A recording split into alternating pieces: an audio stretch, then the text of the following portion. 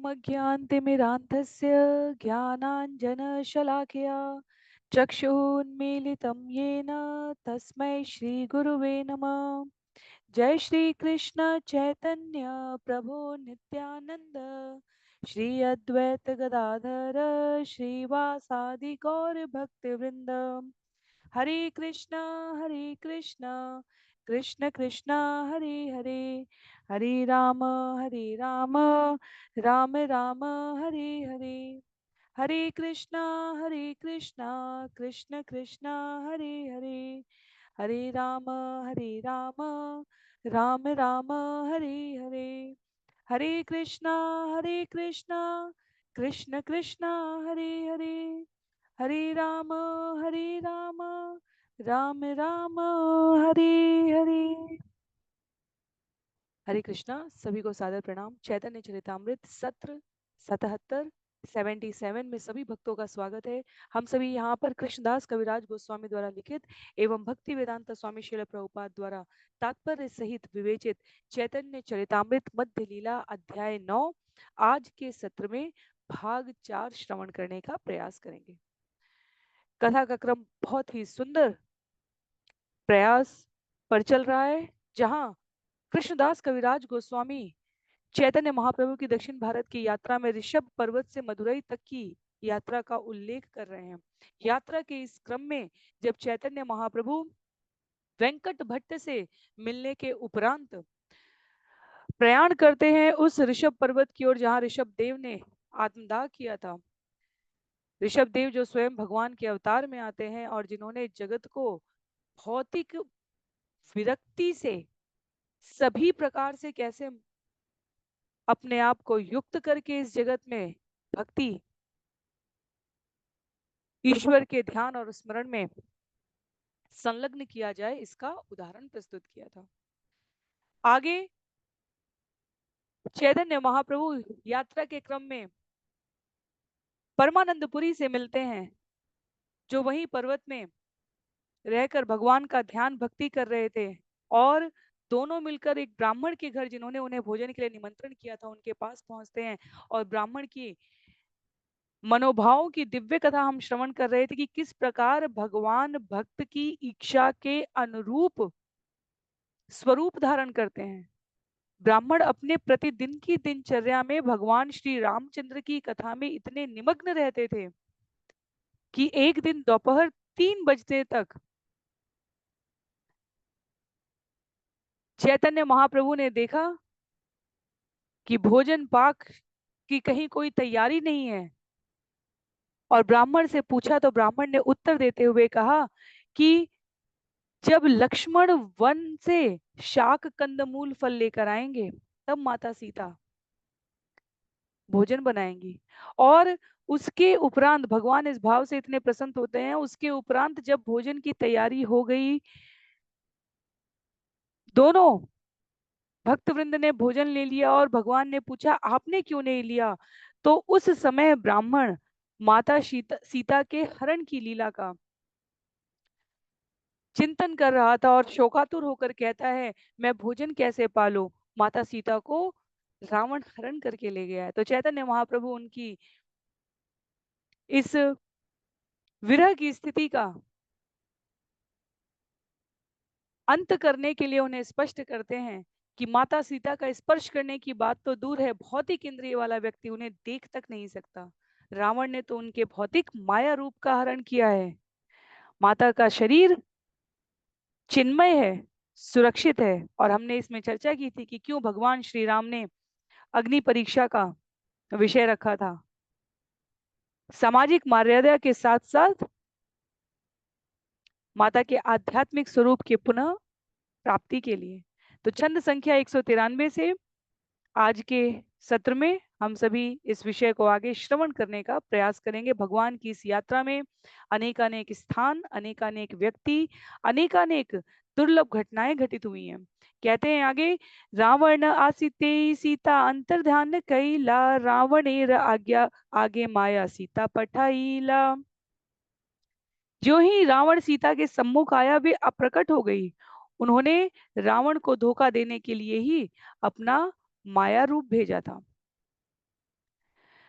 अप्राकृत वस्तु नहीं प्राकृत गोचर, वेद पुराण ते यही कहे निरंतर। आध्यात्मिक वस्तु कभी भी भौतिक अनुभूति के सीमा क्षेत्र में नहीं रहती, यही वेदों और पुराणों का निर्णय है। आध्यात्मिक वस्तु कभी भौतिक सीमा के अनुभूति क्षेत्र में, भौतिक सीमा जो है उसके अनुभूति क्षेत्र में नहीं रहती। बहुत महत्व का विषय है। जब हम कहते हैं कि भगवान कानों से देख सकते हैं, आंखों से भोजन पा सकते हैं, जो हमारे लिए प्रसाद बन जाता है क्योंकि हम भगवान के सामने थाली की प्लेट रखते हैं, तब कई तर्कशील शंका युक्त व्यक्तियों को यह दुविधा हो सकती है कि ऐसा कैसे संभव है, पर आध्यात्मिक जगत में यह संभव है। जैसे यदि हमने जलचर को नहीं देखा होता तो अपनी भौतिक सीमा परिधि में सोचने की तर्क शक्ति से हमारे लिए कल्पना के परे था कि 24 घंटे पानी में रहने वाले जीव कैसे हो सकते हैं। ऐसे ही आचार्य बताते हैं सूर्य लोक में अग्नि से निर्मित शरीर वाले जीव रहते हैं। सामान्य रूप से हमारे लिए ये कल्पना के परे है, पर जिस प्रकार हम जलचरों को देखकर भरोसा कर सकते हैं उसी प्रकार हमें शास्त्रों की इन वाणी पर अपनी श्रद्धा को निरूपित करना होता है। आध्यात्मिक जगत की कोई भी वस्तु भौतिक अनुभूति के सीमा क्षेत्र में नहीं रहती। और सरलतम शब्दों में इसीलिए भगवान ने हमें पीड़ा की अनुभूति, सर्दी और गर्मी की अनुभूति, जिसे ठंडा गर्म हम कहते हैं, कष्ट की, विरह की, शोकातुर की अनुभूति दी हुई है। इनका कोई शरीर नहीं दिखता हमें, पर हम सभी इनसे व्यथित होते हैं, प्रसन्न होते हैं, अपने भावों को विभिन्न रसों के द्वारा प्रकट करने का प्रयास करते हैं। अनेकों स्थान पर भौतिक जगत की इस सीमा क्षेत्र परिधि की सीमितता को बतलाया गया है। कठोपनिषद से लेकर श्रीमद् भागवतम महापुराण तक का उदाहरण देते हुए श्रील प्रभुपाद यहाँ पर कहते हैं, यस्यात्म बुद्धि कुणपे त्रिधातुके स्वधि कलत्रादिषु भौम इज्यधि, यतीर्थ बुद्धि सलिलेन करहिजे, जनेष्वभिज्ञेषु स एव गोखर। जो मनुष्य तीन तत्वों से बने अपने शरीर की पहचान आत्मा से करता है, जो अपने शरीर के उत्पादों को अपना कुटुंबी समझता है, जो अपनी जन्मभूमि को पूज्य समझता है और जो तीर्थ स्थान पर मात्र स्नान करने जाता है, न कि दिव्य ज्ञानी जनों को मिलने के लिए, उसे एक गधे या गाय के समान समझना चाहिए। कहने का आशय यहाँ पर यह है कि हमने निर्णय नहीं किया था कि हम भौगोलिक क्षेत्र की किस स्थान पर जन्म लेंगे। हमारे प्रारब्ध के कर्मों से यह सुनिश्चित था। हम भारत भूमि में जन्म लेंगे, हम अमेरिका की भूमि में जन्म लेंगे, हम किसी अन्य स्थान पर जन्म लेंगे, यह हमारे द्वारा निर्णित था। और जहां, इसलिए आचार्य कहते हैं, जहां जन्म लेने मात्र से हम अपने आप को उस स्थान से संबंधित समझने लग जाते हैं। जहां तीर्थ यात्रा करने पर, ये श्रीमद् भागवतम में जब वसुदेव की वार्ता है तब भी भगवान ने वहां पर स्पष्ट किया है, तीर्थ स्थान में स्नान करना, दर्शन करना बहुत अच्छी बात है, पर ज्ञानी जनों से मिलने के लिए दिव्य स्थानों में ज्ञानी जन अलक्षित रूप में रहते हैं, सामान्य तरीके से उन्हें प्राप्त ना किया जा सका है, इस अवस्था में रहते हैं।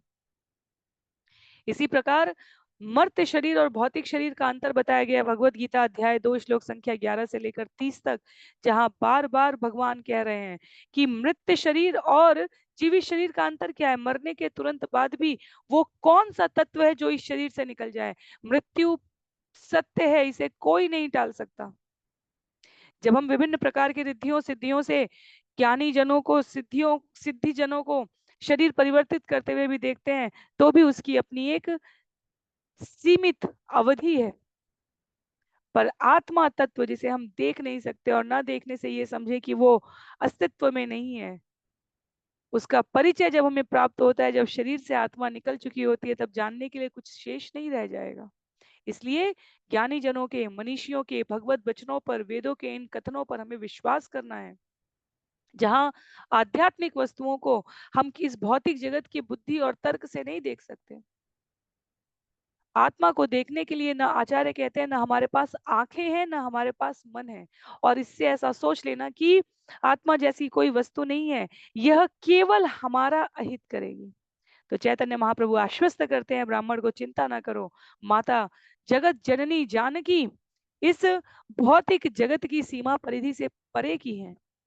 विश्वास करह तुमि अमर वचने, पुनः अपि कुभावना ना करिह मने। तत्पश्चात श्री चैतन्य महाप्रभु ने उस ब्राह्मण को आश्वस्त किया, मेरे वचनों में विश्वास रखें और अपने मन को इस कुभावना से बोझिल ना करें कि रावण जैसा कोई राक्षस कभी माता सीता को हानि पहुंचा सकता है। तो भौतिक अनुभूति से परे की वस्तुओं को हम इस प्रकार आध्यात्मिक ज्ञान की विधि से प्राप्त कर सकते हैं, जहां श्रुति और स्मृति रखे गए हैं। हमारे सनातन संस्कृति में श्रवण करने से और स्मरण रखने से हम विषय को भली भांति समझ सकते हैं। गुरु शिष्य परंपरा के प्रामाणिक आचार्यों के वचनों में श्रद्धा रखने से आध्यात्मिक साक्षात्कार अत्यंत सरल हो जाता है। श्रील प्रभुपाद ये स्पष्ट करते हैं, आगे कथा है, प्रभुर वचने विप्रेहैल विश्वास, भोजन करिला हैल जीवनेर आश। यद्यपि वह ब्राह्मण उपवास कर रहा था, किंतु उसे श्री चैतन्य महाप्रभु के शब्दों पर विश्वास था, अतः उसने भोजन ग्रहण किया और इस तरह उसकी जान बच गई। तारे आश्वासिया प्रभु करी लागमन, कृतमाला स्नान करी आइला दुर्वशन। ब्राह्मण को आश्वासन देने के बाद श्री चैतन्य महाप्रभु दक्षिण भारत में और आगे बढ़ते गए और अंत में दुर्वशन पहुंचे, जहां उन्होंने कृतमाला नदी में स्नान किया है। तो शिल प्रभुपाद परिचय देते हुए बताते हैं कि ये कृतमाला नदी भागाई नदी या वैगई नदी कहलाती है। इसकी 3 शाखाएं सुरुली, वराह नदी तथा वट्टिला गुंडू है। और करभाजन ऋषि ने श्रीमद् भागवतम में कृतमाला नदी का उल्लेख किया है। तो यहाँ पर शिल प्रभुपाद हमें उसके वर्तमान स्वरूप से परिचित करा रहे हैं। दुर्वशने रघुनाथे कैला दर्शन, महेंद्र शैले परशुराम मेर कैला वंदनम। दुर्वशन में श्री चैतन्य महाप्रभु ने भगवान रामचंद्र के मंदिर का दर्शन किया है। इस तरह महेंद्र शैल नामक पर्वत पर उन्होंने भगवान परशुराम के दर्शन किए। तो पिछले सत्र में हमने श्रवण किया था कि चैतन्य महाप्रभु ने ब्राह्मण वेश में रह रहे भगवान शिव और माता भवानी के दर्शन किए हैं, उनके साथ गुप्त चर्चा की है एक छंद में। यहाँ परशुराम जी शैल पर्वत पर निवास कर रहे हैं। शिल प्रभुपाद परिचय देते हुए कहते हैं, महेंद्र शैल तिरुनेलवेली के निकट है। जहाँ ये पर्वत समाप्त होता है वहाँ तिरुचेंदूर नाम का शहर है। रामायण में महेंद्र शैल का उल्लेख है और ये दुर्वशन आजकल तिरुपुल्लीनी कहलाता है। तो रमनद से 7 मील पूर्व स्थित भगवान रामचंद्र के इस मंदिर के स्थान के पास चैतन्य महाप्रभु पहुंचते हैं और इस प्रकार दर्शन प्राप्त कर रहे हैं। सेतु बंधे आसी कैल धनु तीर्थे स्नान, रामेश्वर देखी ताहा करिल विश्रामे। तत्पश्चात श्री चैतन्य महाप्रभु सेतु बंध रामेश्वर गए, जहां उन्होंने धनु तीर्थ नामक स्थान पर स्नान किया। वहां से वे रामेश्वरम मंदिर देखने गए और तब उन्होंने विश्राम किया है।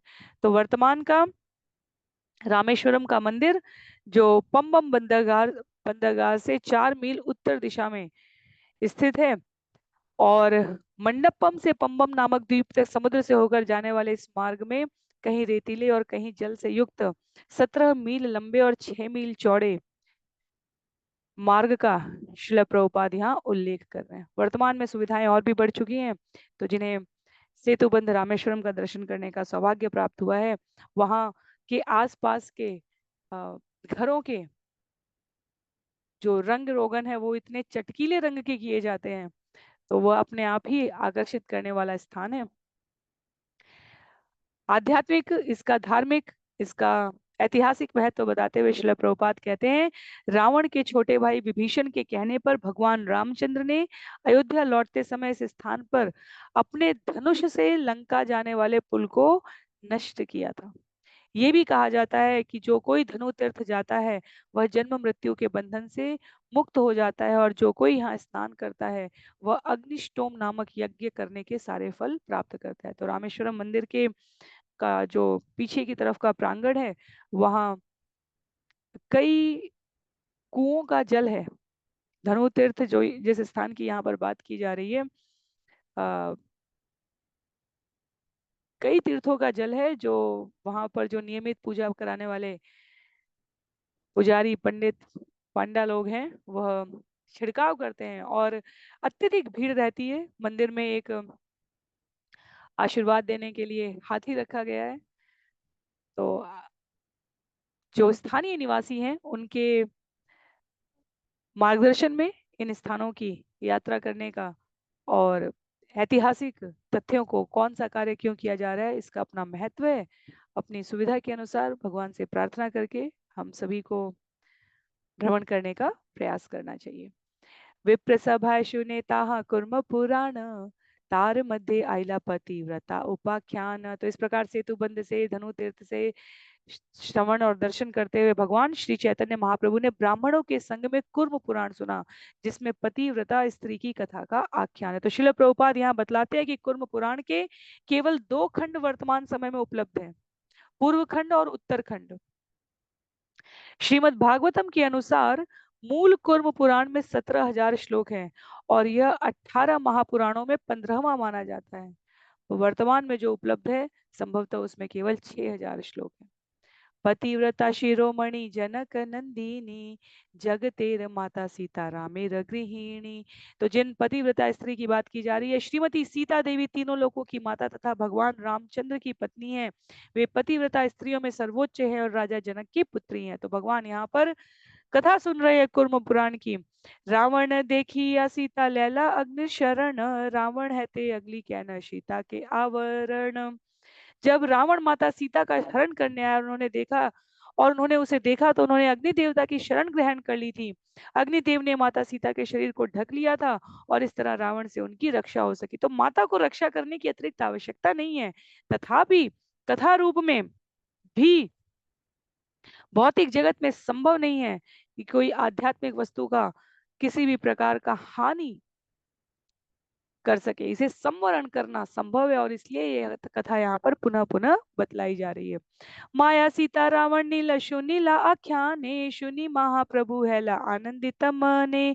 कुर्म पुराण में यह सुनकर कि किस तरह रावण ने माता सीता के माया रूप का हरण किया, श्री चैतन्य महाप्रभु आनंदित हुए, अत्यंत आनंदित हुए, क्योंकि उन्होंने कुछ समय पूर्व ही अभी परिचय दिया है ब्राह्मण को और इसकी प्रामाणिक व्याख्या सुनकर यहाँ उन्हें अतीव प्रसन्नता हुई। सीता लैया रखी ले न पार्वती स्थाने, माया सीता दिया अग्नि वंचिला रावणे। अग्निदेव वास्तविक सीता को देवी दुर्गा अर्थात पार्वती के स्थान पर ले आए और रावण को सीता का माया रूप दे दिया। इस तरह रावण ठगा गया। रघुनाथ आसी अबे रावण मारील, अग्नि परीक्षा देते यबे सीता रे अनिल। जब भगवान रामचंद्र जी ने रावण को मार डाला तब उसके बाद सीता देवी परीक्षा हेतु अग्नि के समक्ष लाई गई। तबे माया सीता अग्नि करी अंतर ध्यान, सत्य सीता आनी दिल राम विद्यमान। जब रामचंद्र जी द्वारा अग्नि के समक्ष माया सीता लाई गई तो अग्नि ने इस माया रूप को अप्रकट कर दिया और भगवान रामचंद्र को वास्तविक सीता लाकर प्रदान कर दी।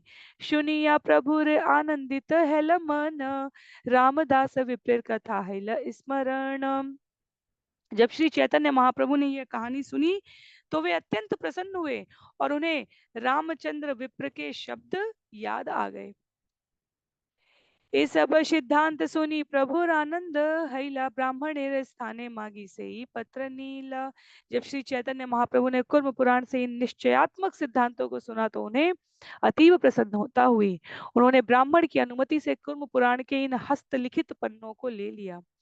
नूतन पत्र लेखाई या पुस्तक के देओ आइला, प्रतीति लागी पुरातन पत्र मागी नीला। चूंकि कुर्म पुराण अत्यंत प्राचीन है अतएव उसकी पांडुलिपि भी अत्यंत प्राचीन थी। श्री चैतन्य महाप्रभु ने प्रत्यक्ष साक्ष्य के लिए मूल पन्ने रख लिए और नए पन्नों पर मूल की प्रतिलिपि करके कुर्म पुराण में लगा दिया। पत्र लैया पुनः दक्षिण मथुरा आईला, रामदास विप्रे से ही पत्र आने दीला। श्री चैतन्य महाप्रभु तब लौटकर दक्षिण मथुरा मदुरई आते हैं और कुर्म पुराण की मूल पांडुलिपि रामदास विप्र को देते हैं। भगवान भक्त के लिए, उनके बारे में चिंतन मनन सोचने करने वाले के लिए कितने गंभीर हैं। भगवान दर्शन करके वापस रामदास विप्र के पास आकर उन्हें मूल प्रति प्रदान करते हैं और वहां पांडुलिपि में नए पन्नों पर लिखी हुई प्रामाणिक साक्ष्य स्वरूप प्रतिलिपि दे देते हैं। पर प्राचीन, अत्यंत प्राचीन प्रतिलिपि के पन्ने लेकर वह रामदास विप्र के पास आ रहे हैं। कहते हैं आज आगे, सीताया राधितो वह्नि छाया सीतामजीजनत् तां जहार दशग्रीव सीता वह्निपुरं गता परीक्षा समये वह्निशाया सीता विवेश सा वह्नि सीतां समानीय तत्पुरस्तादनीनयत्। जब सीता जी ने अग्निदेव का आवाहन किया तो वे सीता का माया रूप ले आए और 10 सिरों वाले रावण ने इस माया सीता का अपहरण कर लिया। तब मूल सीता अग्निदेव के घर चली गई। जब भगवान रामचंद्र ने सीता के शरीर की परीक्षा ली तो वह माया सीता थी जो अग्नि में प्रवेश कर गई और उसी समय अग्निदेव ने मूल सीता को अपने घर से लाकर भगवान रामचंद्र को अर्पित कर दी। तो कूर्म पुराण के ये दो श्लोक यहाँ उद्धृत किए गए हैं प्रामाणिक साक्ष्य के लिए, ताकि रामदास विप्र जैसे अन्य भगवान श्री राम मर्यादा पुरुषोत्तम को अपने आराध्य मानने वाले भक्तों को यह कष्ट पुनः न सहना पड़े। पत्र पाइया विप्रे रहला आनंदित मन प्रभुर चरणे धरि कर ये क्रंदन। रामदास विप्र कुर्म पुराण के मूल पन्ने पाकर अत्यंत प्रसन्न हुआ। वह तुरंत श्री चैतन्य महाप्रभु के चरण कमलों पर गिरकर रुदन करने लगा। विप्र कहे तुम्ही साक्षात श्री रघुनंदन सन्यासी रवेशे मोरे दिला दर्शन। पांडुलिपि पाकर अत्यंत प्रसन्न हुए ब्राह्मण ने कहा आप साक्षात भगवान रामचंद्र हैं और सन्यासी के वेश में मुझे दर्शन देने आए हैं। महादुख हईते मोरे करीला निस्तार आजी मोरे घरे भिक्षा कर अंगीकार। हे मान्यवर, आपने मुझे अत्यंत दुखद परिस्थिति से उबारा है। मेरी प्रार्थना है कि आप मेरे घर भोजन करें। कृपया मेरा यह निमंत्रण स्वीकार करें। मनो दुखे भाल भिक्षा ना दिलसे दिने मोर भागे पुनः अपि पाइलु दर्शने। मानसिक क्षोभ के कारण उस दिन मैं आपको अच्छा भोजन नहीं करा सका। अब सौभाग्यवश आप पुनः मेरे घर पधारे हैं। एत बलि से विप्र सुखे पाक कैला उत्तम प्रकारे प्रभु के भिक्षा कराइला। यह कहकर उस ब्राह्मण ने सुखपूर्वक भोजन बनाया और श्री चैतन्य महाप्रभु को उत्तम कोटि का भोजन कराया। सेई रात्रि ताहा रही तारे कृपा करी पांडे देशे ताम्रपर्णी गेला गौर हरि। श्री चैतन्य महाप्रभु ने वह रात उस ब्राह्मण के घर बिताई। उस पर कृपा करने के बाद महाप्रभु ने पांडे देश में ताम्रपर्णी नदी की ओर यात्रा प्रारंभ की है। तो अगर हम छंदों के वर्गीकरण के इस क्रम में देखें तो इस प्रकार रामदास विप्र को प्रसन्नता प्रदान करने के पश्चात पांड्या शेष से वेतपाणी तक 218 से लेकर 233 तक की कथा है जो यहाँ अगले कुछ छंदों में कृष्णदास कविराज गोस्वामी द्वारा उल्लेखित की जा रही है। तो पांड्य देश में ताम्रपर्णी नदी की ओर यात्रा आरंभ की है। रामायण में ताम्रपर्णी नदी का उल्लेख आया है। पुरुणई के नाम से प्रसिद्ध है और तिरुनेलवेली से होकर बहती है। बाद में बंगाल की खाड़ी में गिरती है। श्रीमद् भागवतम में भी ताम्रपर्णी नदी का उल्लेख है और पांड्या देश को वर्तमान भौगोलिक सीमा में शिल प्रभुपाद उल्लेख करते हुए बताते हैं कि केरल और चोल के नाम से प्रसिद्ध इस स्थान में पांड्य पदवीधारी अनेक राजा हुए हैं जिन्होंने मदुरई और रामेश्वरम नामक स्थानों पर राज्य किया है। ताम्रपर्णी स्नान करी ताम्रपर्णी तीरे तय त्रिपति देखी बुले कौतूहले। ताम्रपर्णी नदी के तट पर नयत्रिपति नामक स्थान में भगवान विष्णु के 9 मंदिर थे। महाप्रभु ने नदी में स्नान किया और अत्यंत उत्सुकता से अर्चा विग्रह देखे हैं और वहां विचरण किया है।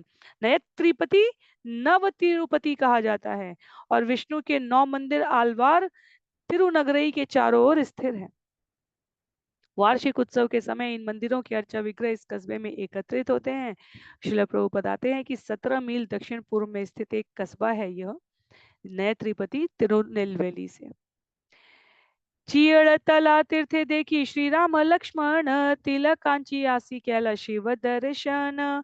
इसके बाद श्री चैतन्य महाप्रभु चियड़ तला नामक तीर्थ स्थान गए जहां उन्होंने श्री रामचंद्र तथा लक्ष्मण दोनों भाइयों के अर्चा विग्रह देखे। तब वे तिलक कांची गए जहां उन्होंने शिव जी का मंदिर देखा है। तो ये सब तिरुनेलवेली शहर के आसपास के स्थान है। करीब 30 मील उत्तर पूर्व की ओर स्थित चियड़तला कैल शहर के निकट स्थित इस स्थान को कहा गया है ये श्री रामचंद्र तथा उनके भाई लक्ष्मण को समर्पित एक मंदिर से सुशोभित है। गजेंद्र मोक्षण तीर्थे देखी विष्णु मूर्ति, पाना गाड़ी तीर्थे आसी देखिल सीतापति। तत्पश्चात श्री चैतन्य महाप्रभु गजेंद्र मोक्षण नामक तीर्थ स्थान गए, जहां उन्होंने भगवान विष्णु का मंदिर देखा। फिर वे पानागाड़ी नामक पवित्र स्थल पर आए, जहां उन्होंने भगवान रामचंद्र तथा सीता जी की अर्चा विग्रह देखे। तो गजेंद्र मोक्षण मंदिर को लोग कई बार भ्रमवश शिव मंदिर समझ बैठते हैं। श्रील प्रभुपाद लिखते हैं, यह कैवेर शहर से लगभग 2 मील दक्षिण में है, और जो अर्चा विग्रह है वह भगवान विष्णु का गजेंद्र मोक्ष की लीला को वो प्रतिनिधित्व करता हुआ है। पानागाड़ी तिरुवल्ली से जहां 30 मील दक्षिण में है, वहां मंदिर में श्री रामचंद्र का अर्चा विग्रह था। बाद में शैवों ने रामचंद्र के स्थान पर शिव जी का अर्चा विग्रह रख दिया, जिसका नाम रामेश्वरम या रामालिंग शिवलिंग कहा गया है। चामतापुरे आसी देखी श्री राम लक्ष्मण, श्री वैकुंठे आसी कैला विष्णु दर्शन। बाद में महाप्रभु चामतापुर गए, जहां उन्होंने श्री रामचंद्र तथा लक्ष्मण के अर्चा विग्रह के दर्शन किए हैं। इसके बाद वे श्री वैकुंठ गए, और वहां उन्होंने भगवान विष्णु का दर्शन किया है मंदिर में। तो विभिन्न स्थान बताए जा रहे हैं ये।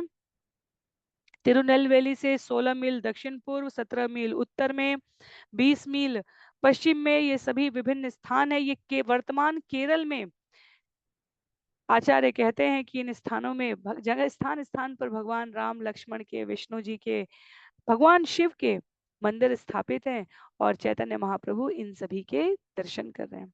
आगे पहुंचते हैं, जहां अगस्त मुनि की लीला वर्णित है। मलय पर्वते कैल अगस्त्य वंदन, कन्याकुमारी तहाँ कैल दर्शन। इसके बाद श्री चैतन्य महाप्रभु मलय पर्वत गए, और उन्होंने अगस्त मुनि की वंदना की है। तत्पश्चात उन्होंने कन्याकुमारी कैप कैमोरिन नामक स्थान पर दर्शन किया है। तो दक्षिण भारत के पर्वतों की माला श्रील प्रभुपाद कहते हैं, जो केरल से प्रारंभ होकर कन्याकुमारी तक फैली हुई है, उसे मलय पर्वत कहा गया है। आध्यात्मिक ऐतिहासिक संदर्भ में अगस्त्य के संबंध में 4 प्रकार के मत बताए गए हैं। तंजौर जिले में अगस्त्यमपल्ली नामक गांव में अगस्त मुनि का मंदिर बताया गया। शिवगिरी नामक पर्वत पर भगवान स्कंद का मंदिर है, जिसकी स्थापना अगस्त मुनि द्वारा बताई गई है। कन्याकुमारी के पास पठिया नामक पर्वत है, जहां कहा गया अगस्त मुनि निवास करते हैं। और अगस्तमलय नामक एक अन्य स्थान है, जो ताम्रपर्णी नदी के दोनों किनारों में फैली हुई एक पर्वतमाला है, जिसे कन्याकुमारी भी कहा जाता है। अमली तलय देखी श्री राम गौर हरि, मल्लार देशेते अला यथा भट्टधारी। कन्याकुमारी देख चुकने के बाद श्री चैतन्य महाप्रभु अमृतल आए, जहां उन्होंने श्री रामचंद्र के अर्च विग्रह का दर्शन किया। तत्पश्चात वे मल्लार देश गए, जहां भट्टधारी जाति के लोग रहते थे। तो भट्टधारी जाति के लोग उन्हें कहा गया है, जो यूं ही भ्रमण करते रहने वाले, कोई निश्चित स्थान पर नहीं, जहां इच्छा हुई वहां डेरा लगा लिया, कोई स्थायी निवास नहीं है। बाहर से सन्यासियों का वेश धारण करते थे, पर असली काम चोरी और ठगी होता था। वो दूसरों को अपने डेरों में स्त्रियां लाने के लिए फंसाते, स्त्रियों को ढकते और अपनी जाति में रख लेते, और इस प्रकार उनकी जनसंख्या बढ़ती चली जाती। श्री प्रभुपाद कहते हैं, बंगाल में भी ऐसी एक जाति है। तो वस्तुतः उसके उपरांत कहते हैं श्री प्रभुपाद, विश्व भर में ये जातियां प्रजातियां फैली रहती हैं, और जो पहले इस प्रकार कृत्रिम रूप से चोरी और ठगी का काम करते थे, अब वह प्रामाणिक रूप से भी करने लगे हैं। तो कुर्ग, मैसूर, दक्षिण कन्नड़, कोचिन, जो अरब सागर, पश्चिम में अरब सागर के आसपास का फैला हुआ ये सारा स्थान है, चैतन्य महाप्रभु ये सभी विचरण कर रहे हैं। तो मल्लार देश घूमने के बाद छंद संख्या 225 में कहते हैं, तमाल कार्तिक देखी आइला वेता पानी, रघुनाथ देखी तहा वंचिला रजनी। वल्लार देश घूमने के बाद महाप्रभु तमाल कार्तिक गए, और वहां से वेतापनी गए। वहां उन्होंने रघुनाथ अर्थात रामचंद्र जी का मंदिर देखा, और वहीं रात बिताई है। तो वेता पानी की, यहाँ तक हम सभी जो श्रवण कर रहे हैं, वेद पानी, वाता पानी तमिलनाडु में कैल के उत्तर में बताया गया। भूतपंडी नाम से भी यह स्थान विख्यात है, और तोबर जिले में माना गया है। यहाँ रामचंद्र जी का विग्रह रहा है, और बाद में शैव मतावलंबियों द्वारा शिव जी का अर्चा विग्रह स्थापित कर दिया गया, जो रामेश्वर या भूतनाथ के नाम से विख्यात है। यह स्थान सुब्रमण्यम अर्थात शिवपुत्र कार्तिक के मंदिर के लिए भी प्रसिद्ध है, और तिरुनेलवेली से 44 मील दक्षिण तथा अरमवल्ली पर्वत से 2 मील दक्षिण की ओर तोवलई जिले में स्थित यह स्थान है जहाँ चैतन्य महाप्रभु ने दर्शन किया। गोसाई रे संगे रहे कृष्णदास ब्राह्मण भट्टधारी सह ताहा घैला दर्शन। तो अभी हमने श्रवण किया था कि जो भट्ट धारी थे जिनका कार्य ही ठगी करना था, चोरी करना था, उनसे संबंधित ये कथा है। क्योंकि यदि हम स्मरण करें चैतन्य महाप्रभु को जब दक्षिण भारत यात्रा का विचार आया और उन्होंने नित्यानंद, जगदानंद, मुकुंद, गोविंद इन सब से उल्लेख किया था, तो उन्होंने कहा था किसी को अपने साथ रख लें भगवान, किसी को हमें नहीं ले जाना है। क्योंकि भगवान उनके साथ बंगाल से अद्वैत आचार्य के घर से पुरी आए थे, तो उन्होंने कहा हमें नहीं रखना चाहते हैं तो कोई बात नहीं, पर किसी को अपने संग रख लें आप। और उसमें भगवान ने कृष्णदास नामक ब्राह्मण को रखा था। इस यात्रा पर वह साथ में है। तो उल्लेख है कि श्री चैतन्य महाप्रभु के साथ उनके सेवक कृष्णदास था जो ब्राह्मण था, पर वहां उसकी भेंट उन भट्टधारियों से हो गई जिनका कार्य ही ठगना और फुसलाना था। तो स्त्री धन देखिया तारा लोभ जन्माइला आर्य सरल विप्र बुद्धि नाशकइला। भट्टधारियों ने ब्राह्मण कृष्णदास को स्त्रियों के माध्यम से लोभ में फंसा लिया, क्योंकि वह सरल एवं भला आदमी था। उन्होंने अपनी बुरी संगति से उसकी बुद्धि भ्रष्ट कर दी थी। प्राते उठी आइला विप्र भट्टधारी घरे ताहार उद्देश्य प्रभु आइला सत्वरे। तो चैतन्य महाप्रभु को क्या करना पड़ा? भट्टधारियों से फुसलाया हुआ कृष्णदास प्रातः काल उठते ही उनके घर गया, और महाप्रभु भी उसे ढूंढने के लिए तेजी से वहां जाते हैं। आसिया कहे न सब भट्टधारी घरे, आसिया कहे न सब भट्टधारी गणे अमार ब्राह्मण तुम्ही राख की कारणे। भट्टधारियों के पास आकर श्री चैतन्य महाप्रभु ने उनसे पूछा, तुम लोग मेरे ब्राह्मण सहायक को अपने यहाँ क्यों रखे हुए हो? आमी है सन्यासी देख तुम्ही है सन्यासी, मोरे दुख देह तोमार न्याय है नहीं वासी।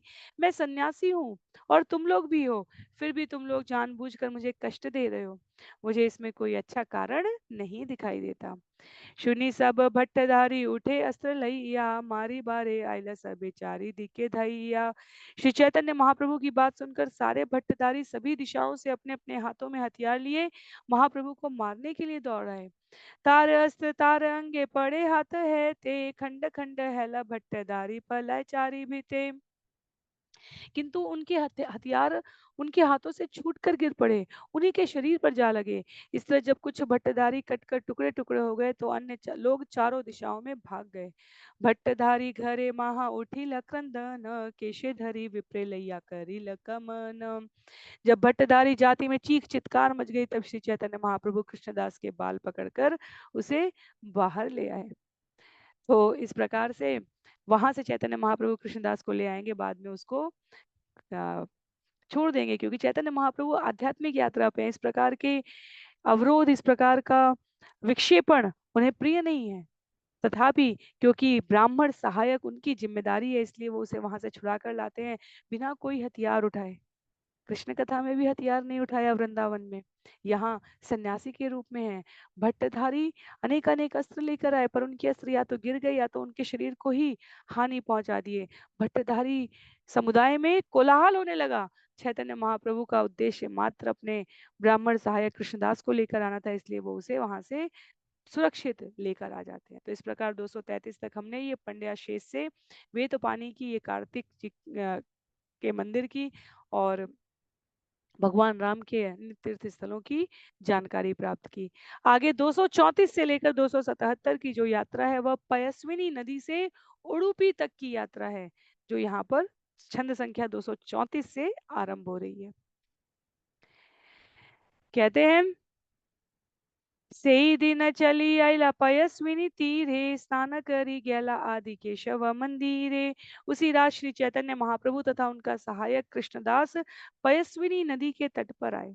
उन्होंने स्नान किया और फिर वे आदि केशव का मंदिर देखने के लिए गए हैं। केशव देखिया प्रेमे आविष्ट हईला, नति स्तुति नृत्य गीत बहुत करीला। आदि केशव मंदिर को देखते ही महाप्रभु भावाविष्ट हो गए।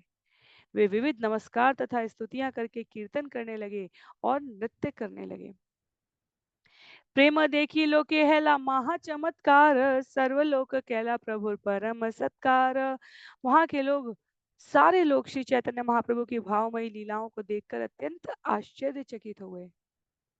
उन्होंने महाप्रभु का अच्छे से सत्कार किया है।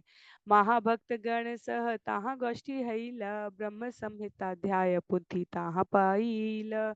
आदि केशव के मंदिर में श्री चैतन्य महाप्रभु ने उन्नत भक्तों के बीच आध्यात्मिक विषय पर चर्चा की है। वहां रहते हुए उन्हें ब्रह्म संहिता का एक अध्याय मिला है। पुंथी पैया प्रभु रहला आनंद अपार, कंपाशु स्वेद स्तंभ पुलक विकार। श्री चैतन्य महाप्रभु इस शास्त्र का एक अध्याय प्राप्त करके अत्यंत प्रसन्न थे और उनके शरीर में कंप, अश्रु, पसीना, समाधि तथा प्रसन्नता के भाव रूपी विकार प्रकट हुआ है। सिद्धांत शास्त्र नाही ब्रह्म संहिता रसम, गोविंद महिमा ज्ञाने परम कारण। अल्पाक्षरे कहे सिद्धांत अपार, सकल वैष्णव शास्त्र मध्य अतिसार। वास्तव में ब्रह्म संहिता के समान कोई शास्त्र नहीं है जहां तक अंतिम आध्यात्मिक सिद्धांतों का संबंध है। निस्संदेह यह शास्त्र भगवान गोविंद की महिमाओं का परम प्रकाश है, क्योंकि यह उनके विषय में सर्वोच्च ज्ञान प्रकट करता है। क्योंकि सारे सिद्धांत ब्रह्म संहिता में संक्षेप में दिए गए हैं, अतएव यह सारे वैष्णव ग्रंथों का सार बताया गया है। कलयुग में आते ही किस प्रकार से यह प्रामाणिक प्रतिलिपियां धीरे धीरे अदृश्य हो जा रही हैं, इसका हमें यहाँ परिचय प्राप्त हो रहा है। कुर्म पुराण के 17,000 में से 6,000 आदि और अंत भाग उपलब्ध है। पद ब्रह्म पुराण की एक अध्याय की प्रति चैतन्य महाप्रभु प्राप्त करके अत्यंत प्रसन्न है, क्योंकि इसमें भगवान गोविंद की महिमाओं का परम प्रकाश है, जो हम सभी उत्सवों में अभिषेक के अवसर पर गायन करते हैं, जहां से हमें भगवान शिव और भगवान विष्णु की स्थिति का ज्ञान होता है, जहां भगवान के विभिन्न रूपों के बारे में बताया गया है, जहां सुंदर सुंदर श्लोक वर्णित है, जिनको हम सभी संदर्भ के रूप में भागवतम में विभिन्न स्थानों पर श्रवण करते हैं। विशेष रूप से भागवतम में श्रील प्रभुपाद ने अनेक स्थानों पर उल्लेख किया।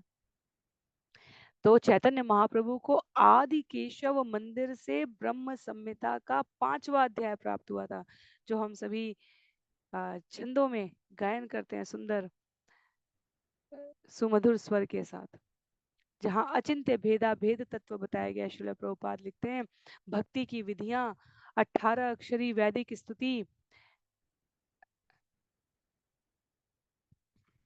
आत्मा विषयक वार्ता, परमात्मा तथा सकाम कर्म, काम गायत्री की व्याख्या, काम बीज, आदि महाविष्णु, आध्यात्मिक जगत का विशेषता, गोलोक वृंदावन का वर्णन और ब्रह्म संहिता में देवता गणेश, गर्भोदक्षाई विष्णु, गायत्री मंत्र की उत्पत्ति, गोविंद का स्वरूप तथा उनकी दिव्य स्थिति और धाम, जीव सर्वोच्च लक्ष्य, देवी दुर्गा, तपस्या का अर्थ, 5 स्थूल तत्व, भगवत प्रेम, निर्विशेष ब्रह्म, ब्रह्मा जी की दीक्षा, भगवान का दर्शन करने के लिए दिव्य प्रेम दृष्टि की व्याख्या, भक्ति के चरणों की व्याख्या की गई है। मन, योग, निद्रा, लक्ष्मी, रागानुग भक्ति, रामचंद्र आदि अवतार, अर्चा विग्रह, बद्ध जीव, उनके कर्तव्य, विष्णु विषयक तत्व, स्तुतियां, वैदिक स्तुतियां, शिव जी, वैदिक ग्रंथ, साकारवाद, निर्विशेषवाद, अच्छा आचरण और अन्य अनेक विषयों की व्याख्या है। इसके अतिरिक्त सूर्य तथा भगवान के विश्वरूप का भी वर्णन मिलता है। ब्रह्म संहिता में ये सारे विषय संक्षेप में दिए गए हैं। इसलिए जब कृष्णदास कविराज गोस्वामी यहाँ कहते हैं, जहां तक अंतिम आध्यात्मिक सिद्धांतों का संबंध है, ब्रह्म संहिता के समान अन्य कोई शास्त्र नहीं है, अर्थात भगवान गोविंद की महिमाओं का परम प्रकाश यहाँ अत्यंत सूक्ष्म अवस्था में प्रस्तुत किया गया है। और उसके पश्चात यहाँ आदि केशव मंदिर में भगवान की प्रसन्नता का पारावार नहीं है। परेश्वरी नदी से उडुपी की इस यात्रा के मध्य में बहु यत्न से ही पुति नील लेखाइया, अनंत पद्मनाभ आइला हर्षित हैया। श्री चैतन्य महाप्रभु ने यत्न पूर्वक ब्रह्म संहिता की प्रतिलिपि उतारी और बाद में हर्षित होकर अनंत पद्मनाभ नामक स्थान पर भगवान दर्शन के लिए गए हैं। तीन दुई पद्मनाभे कैला दर्शन, आनंदित खिला आयला श्री जनार्दन।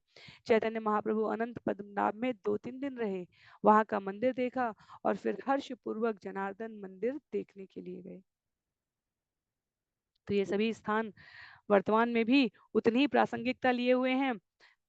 त्रिवेंद्रम से 26 मील उत्तर वर्कल रेलवे स्टेशन के पास यह जनार्दन जी का मंदिर है। श्रील प्रभुपाद यहाँ हमें सहायिका सूत्र के रूप में ये प्रस्तुति देते हैं। दिन दुई ताहा करी कीर्तन नर्तन, पयस्विनी आसिया देखे शंकर नारायण। श्री चैतन्य महाप्रभु श्री जनार्दन में 2 दिन तक कीर्तन तथा नृत्य करते रहे। फिर वे पयस्विनी नदी के किनारे गए और वहां उन्होंने शंकर नारायण मंदिर देखा।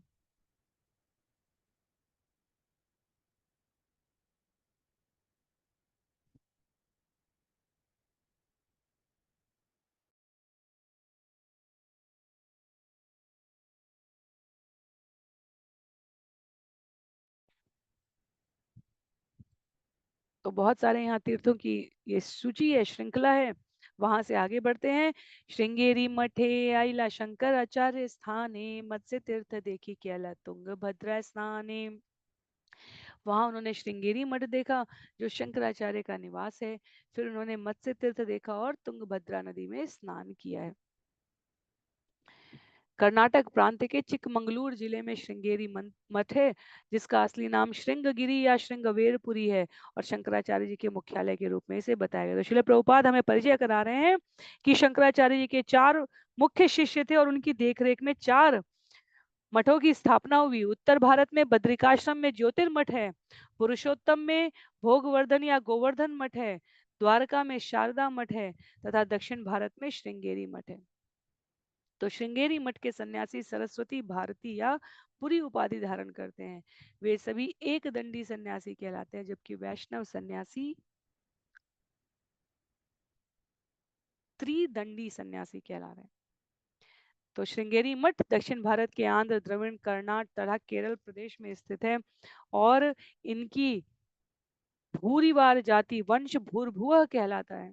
तो बहुत ही विस्तार में श्रील प्रभुपाद ने इसका परिचय दिया है। यहाँ पर इनके अर्चा विग्रह वाराह देव है, इनकी शक्ति कामाक्षी है, आचार्य हस्तामलक हैं और इन सन्यासियों के ब्रह्मचारी सहायक चैतन्य कहलाते हैं। तो तीर्थ स्थल तुंगभद्रा और ये यजुर्वेद पाठी हैं। शंकराचार्य जी की गुरु शिष्य परंपरा की सूची यहाँ उपलब्ध है, तो जिनमें विभिन्न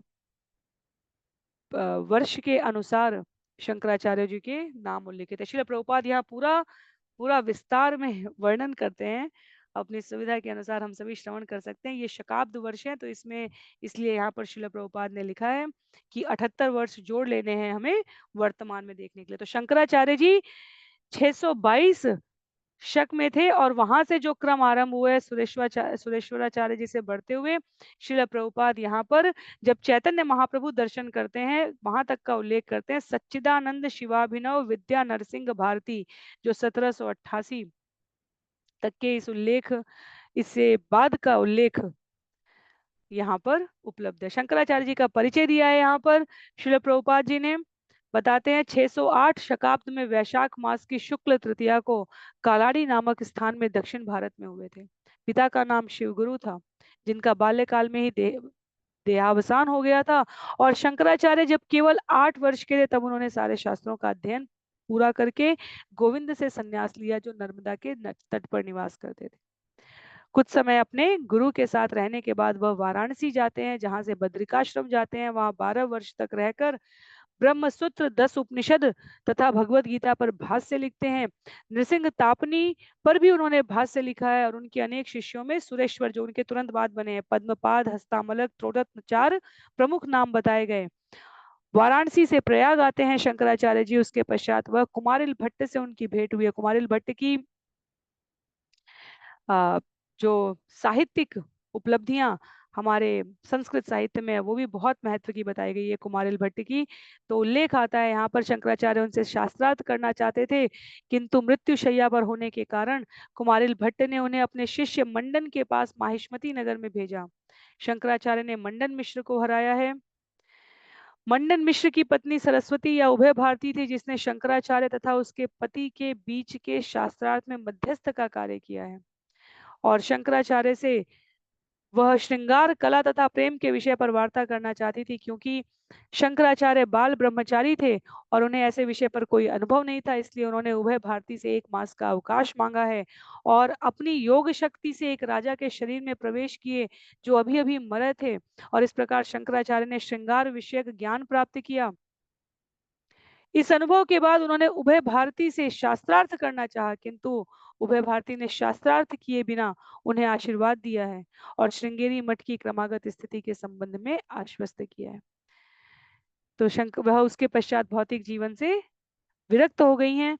उल्लेख आता है यहाँ पर मंडन मिश्र ने शंकराचार्य से संन्यास ग्रहण किया और सुरेश्वर नाम से विख्यात हुए। तो भारत भर के अनेक विद्वानों को परास्त करके अपने मायावाद दर्शन में दीक्षित करके 33 वर्ष की अवस्था में अपने भौतिक शरीर का त्याग किया। तो इस स्थान का उल्लेख, इस पूरी घटना का उल्लेख यहाँ पर श्रील प्रभुपाद संदर्भ के लिए इसलिए करते हैं क्योंकि मत्स्य तीर्थ मालाबार जिले में, जहाँ समुद्र के किनारे जहाँ स्थित है, यह श्रृंगेरी मठ से संबंधित इस परिचय के पूरे वृत्तांत को उल्लेखित करता है। तो एक एक प्रकांड प्रसिद्ध व्यक्ति और स्थान चैतन्य महाप्रभु इस यात्रा में समेट रहे हैं। मध्वाचार्य स्थाने आइला यहाँ तत्ववादी, उडुपी ते कृष्ण देखी तहाँ हैला प्रेमोन्मादी। तत्पश्चात चैतन्य महाप्रभु मध्वाचार्य के स्थान उडुपी पर पहुंचते हैं, जहाँ तत्ववादी के नाम से जाने वाले दार्शनिक रहा करते थे। वे वहां भगवान कृष्ण के अर्चा विग्रह को देखकर भाव विवल हो गए। तो चैतन्य महाप्रभु ने भगवान श्री कृष्ण का अर्चा विग्रह देखा है उडुपी के निकट दक्षिण भारत के दक्षिण कन्नड़ जिले में सह्याद्री के पश्चिम में स्थित उडुपी दक्षिण की ओर स्थित मंगलोर शहर के निकट है, और जहां श्रीपाद मध्वाचार्य जी का हम सभी के ब्रह्म मध्व गौड़ीय परंपरा में, गुरु शिष्य जी की परंपरा में उनका स्थान है। उनके बारे में यहाँ बताया गया है कि शिवाली ब्राह्मण वंश में मध्यगेय भट्ट के पुत्र रूप में उन्होंने, अगर अंग्रेजी कैलेंडर के अनुसार देखा जाए तो 1118 ईस्वी में जन्म लिया था।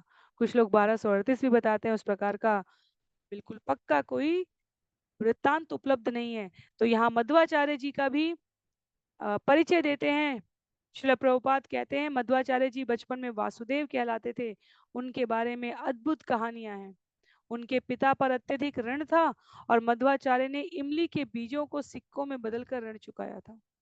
जब वे 5 वर्ष के थे तो उनका जनेऊ संस्कार हुआ और मणिमान नामक एक असुर सांप के रूप में उनके घर के पास रहता था, जिसे मध्वाचार्य जी ने 5 वर्ष की आयु में अपने बाएं पांव के अंगूठे से मार डाला। जब उनकी माता चिंतित होती तो वे एक छलांग में उनके सामने प्रकट हो जाते और उनके पिता के न चाहने पर भी उन्होंने 12 वर्ष की आयु में संन्यास ग्रहण कर लिया। तो इसी कलयुग में प्रकांड पांडित्य की बातों में देखा जाए तो कहाँ चैतन्य महाप्रभु बतला रहे हैं शंकराचार्य जी ने 8 वर्ष में ही सभी अध्ययन कर लिए हैं। यहाँ 12 वर्ष में संन्यास ले रहे हैं मध्वाचार्य जी। उसके पश्चात अच्युत प्रेक्ष से संन्यास लेने के बाद उनका नाम पूर्ण प्रज्ञ तीर्थ हुआ है। संपूर्ण भारत का भ्रमण करने के बाद उन्होंने श्रृंगेरी मठ के प्रमुख विद्याशंकर से शास्त्रार्थ किया है और विद्याशंकर उनके समक्ष अपने आप को अत्यधिक तुक्ष अनुभव करते हैं।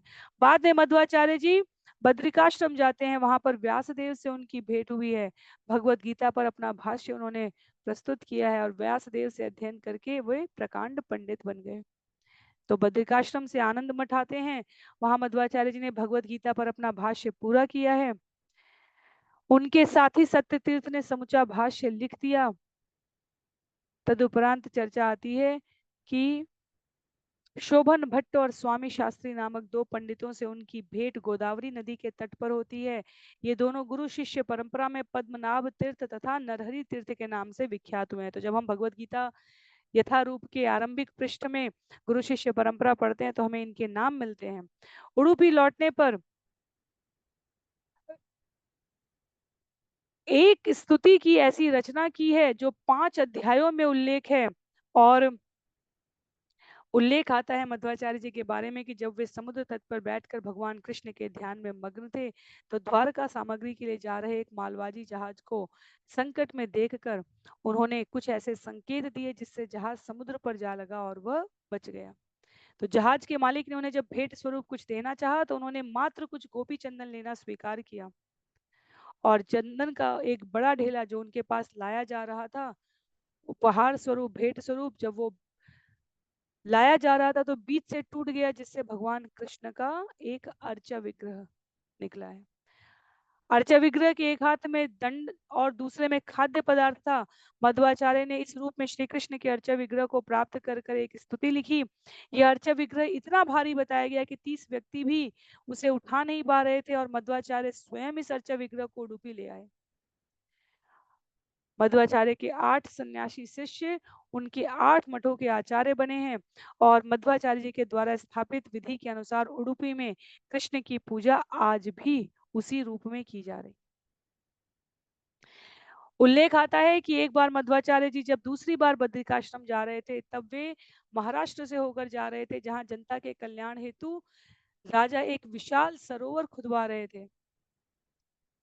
मध्वाचार्य ने अपने शिष्यों के साथ कुछ सहायता की और उसके बाद मध्वाचार्य ने राजा से भेंट की और उसे उस कार्य में लगाकर अपने शिष्यों के साथ आगे बढ़ गए। तत्कालीन समय काल में सांप्रदायिक तनाव के कारण नदी पार करने के लिए कोई नाव उपलब्ध न होने से मध्वाचार्य जी ने जब गंगा प्रदेश की इस सीमा को पार करना चाहा तो दूसरी ओर सैनिकों ने उनको लेकर राजा के पास उपस्थित किया। यूं तो मुसलमान राजा था, तथापि वह मध्वाचार्य जी से अत्यधिक प्रसन्न हुआ और उसने उन्हें कुछ देना चाहा, पर मध्वाचार्य जी ने मना कर दिया। तो शारीरिक बल से आगे उल्लेख आता है कि एक बार डाकुओं ने आक्रमण किया है इस यात्रा में और मध्वाचार्य जी ने अपने स्वयं के प्रयास से उन सभी को मार डाला। जब उनके साथी सत्य तीर्थ पर एक बाघ ने आक्रमण किया तो मध्वाचार्य ने अपने बल से दोनों को अलग कर दिया और जब वे व्यास देव जी से मिलते हैं तो उनसे उन्हें अष्टमूर्ति नामक शालग्राम शिला प्राप्त हुई। मध्वाचार्य जी ने उसके उपरांत महाभारत का संक्षिप्तकरण किया है। उनका प्रकांड पांडित्य भारत भर में विख्यात हो गया और श्रृंगेरी मठ के स्वामी जो तत्कालीन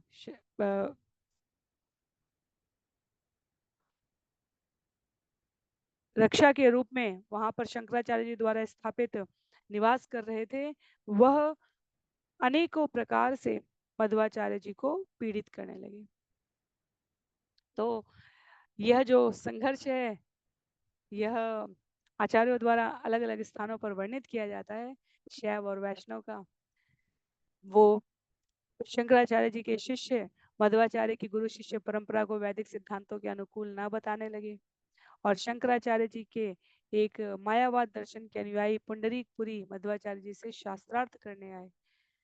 बाद में मध्वाचार्य जी की सारी पुस्तकें हरण कर ली गई, चुरा ली गई, जो राजा जयसिंह की सहायता से कुछ समय के पश्चात प्राप्त भी हो गई।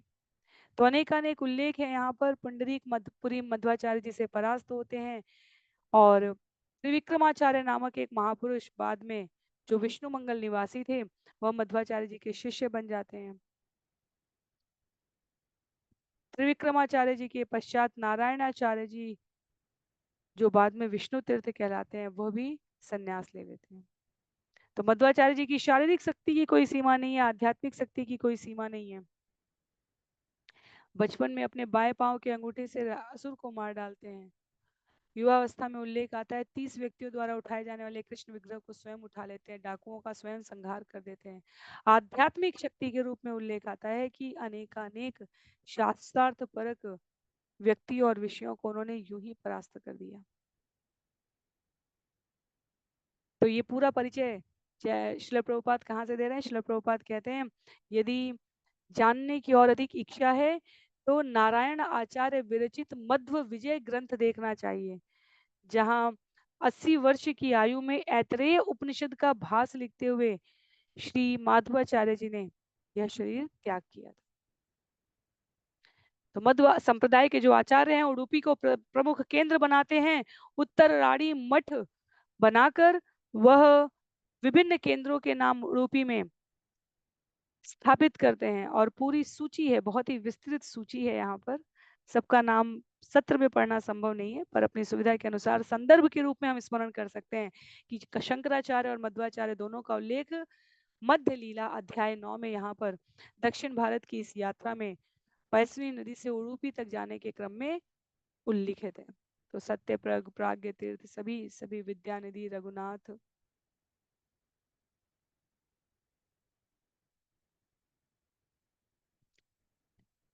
करीब वर्ष के साथ साथ उल्लिखित है। अंत में लिखते हैं शिल प्रभुपाद उडुपी मठ में अन्य 14 मध्व तीर्थ सन्यासी हुए। यह स्थान दक्षिण कन्नल में मल्लोर से लगभग 36 मील दूर स्थित है और समुद्र के निकट है। नर्तक गोपाल देखे परम मोहने, मध्वाचार्य स्वप्न दिया आइला तार स्थाने। उडुपी मठ में श्री चैतन्य महाप्रभु ने नर्तक गोपाल के अतीव सुंदर अर्चा विग्रह के दर्शन किए हैं। यह विग्रह मध्वाचार्य जी के स्वप्न में आए थे। गोपी चंदन तले अछिल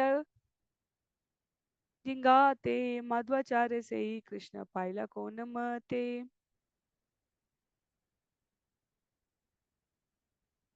मध्वाचार्य जी ने कृष्ण का यह विग्रह उस गोपी चंदन के ढेर से किसी न किसी तरह प्राप्त किया था जो नाव में लाया गया था। तो जो अभी हमने कथा श्रवण की थी किस प्रकार जहाज को समुद्र तट पर लगाया, तो उन्होंने प्रसन्न होकर उनको उपहार स्वरूप देना चाहा था और चंदन के उस बड़े ढेर में वो बीच में से टूट गया, जिसमें से नाव पर चंदन लाया जा रहा था, जिसमें से यह नर्तक विग्रह भगवान का प्राप्त हुआ था। आगे कह रहे हैं आचार्य, मध्वाचार्य आनी तारे करिला स्थापन अद्यावधि सेवा करे तत्ववादी गण। मध्वाचार्य इस नर्तक गोपाल के विग्रह को उडुपी ले आए और उन्होंने उन्हें मंदिर में स्थापित कर दिया। मध्वाचार्य के अनुयायी अर्थात तत्ववादी गण आज भी इस मूर्ति की पूजा करते हैं। कृष्ण मूर्ति देखी प्रभु महासुख पाइला, प्रेमावेश बहुषण नृत्य गीत कैला। श्री चैतन्य महाप्रभु को गोपाल का यह सुंदर रूप देखकर अत्यंत हर्ष हुआ है। वे देर तक भावावेश में कीर्तन तथा नृत्य करते रहे। तत्ववादी गणे प्रभु के मायावादी ज्ञाने, प्रथम दर्शने प्रभु के ना कैला संभाषणे। पहले तो तत्ववादी वैष्णवों ने श्री चैतन्य महाप्रभु को मायावादी सन्यासी समझा और इसलिए उनसे बात नहीं की। पाछे प्रेमावेश देखी हैला चमत्कार, वैष्णव ज्ञाने बहुल करील सत्कार। बाद में श्री चैतन्य महाप्रभु को भावावेश में देखकर वे लोग चकित रह गए। तत्पश्चात उन्हें वैष्णव जानकर उन्होंने उनका बहुत अच्छा स्वागत किया है। वैष्णववता सबार अंतरे गर्भ जानी ईशत हाशिया किचु कहे गौरमणि। श्री चैतन्य महाप्रभु जान गए कि तत्ववादियों को अपने वैष्णव होने पर अत्यधिक गर्व है, अतः वे मुस्कुराए और उनसे बातें करने लगे। अभिमान भगवान किसी का रखते नहीं है।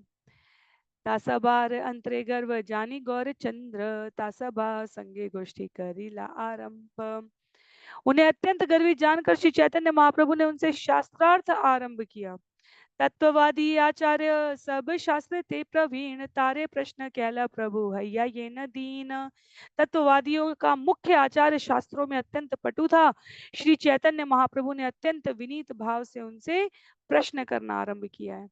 तो प्रश्न की यह श्रृंखला जो छंद संख्या 255 से आरंभ होने जा रही है, हम सभी अगले सत्र में क्रमबद्ध विषय को श्रवण कर सकें इसलिए आरंभ करेंगे। आज समय की प्रतिबद्धता में इस विषय को यहीं रोकेंगे। आज के इस सत्र में हमने कितने दुर्लभ स्थानों, व्यक्तियों और घटनाओं को जाना। शंकराचार्य जी और मध्वाचार्य जी के मूल परिचय को, कम से कम पूर्ण दीर्घकालिक परिचय नहीं तो मूल परिचय को संक्षिप्त में हमने श्रवण किया। आदि केशव जी के मंदिर को श्रवण किया, परशुराम जी के स्थान को देखा हमने, धनुष कोटि सेतु बंद का दर्शन किया, कुर्म पुराण और ब्रह्म संहिता की आवश्यक संदर्भित पृष्ठों को चैतन्य महाप्रभु ने प्राप्त किया। ये सभी आज के चैतन्य महाप्रभु की दक्षिण भारत की यात्रा का संक्षिप्त विवरण है। तो सत्र को यहीं पर आज के लिए समाप्त करते हैं।